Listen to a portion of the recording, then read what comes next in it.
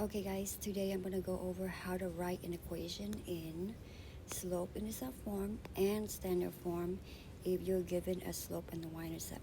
Okay, so remember that we learned that slope-intercept form is y equal to mx plus b, right? M is the slope and b is the y-intercept, okay?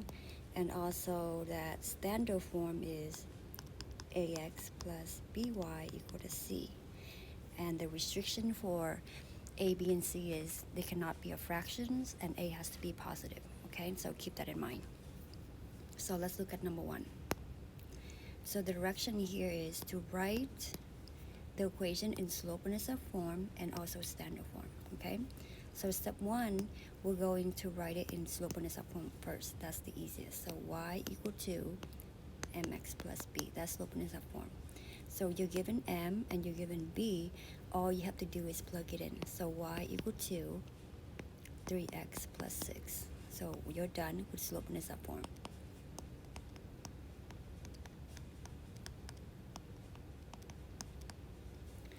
Okay, now for standard form, all you have to do is move things around. So for standard form, I'm going to subtract 3x to both sides.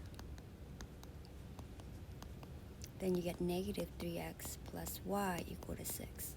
But since I have a negative here, I'm going to get rid of it by dividing both sides by negative 1. So my final answer is 3x minus y equal to negative 6. So right here is my standard form, okay?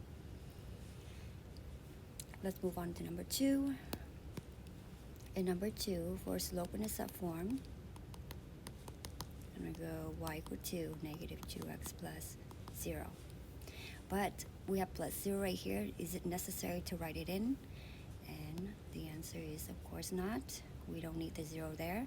That's it. This right here is slope-intercept form. For standard form,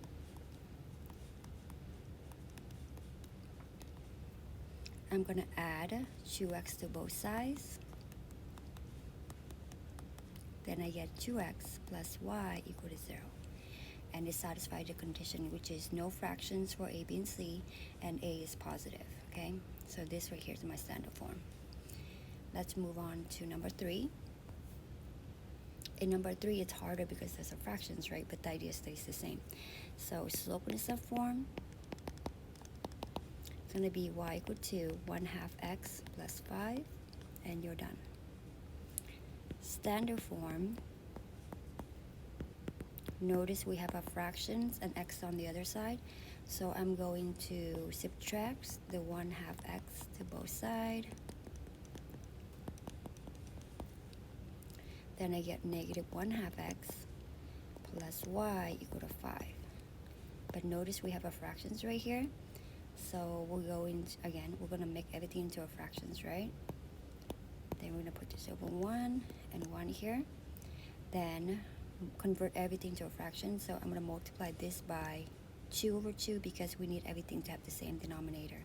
So 2 top, 2 bottom, 2 top, 2 bottom. Then I have negative 1x plus 2y equal to 10. But since I have a negative there, negative 1x, I'm going to get rid of it by dividing both sides by negative 1. Then I have x minus 2y equal to negative 10. So this right here is standard form. I'm done. Okay, so slope-intercept form, standard form. Okay, moving on to number 4. And in this one, they're both a fraction, which is a bit harder, but the idea, like the method, the process, all the same, okay? So slope-intercept form is going to be y equals to negative 2/3 x plus 5 over 4. We're done with slope-intercept form. Now let's look at standard form. So for standard form,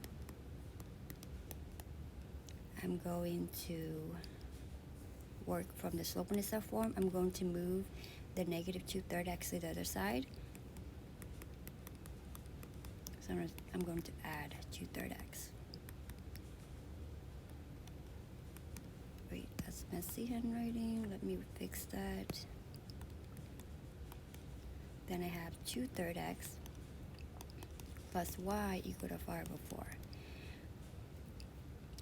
And then I'm going to make everything to fractions, right? But here we have a 3 and we have a 4. That tells me I need to multiply by the least common multiple, which is a 12, right? So 12, we already have a 3 here at the bottom. Then here we need a 4 top and bottom. Here for the y, I need a 12. Here for the 4, I need a 3. So here we have 8x over 12 plus 12y over 12 equals to 15 over 12. So once we have all the same denominator, we're allowed to ignore all of these. Then we can say that our final answer is 8x plus 12y equal to 12. And this right here is your standard form. Okay? And voila, you're done. Have fun with your homework.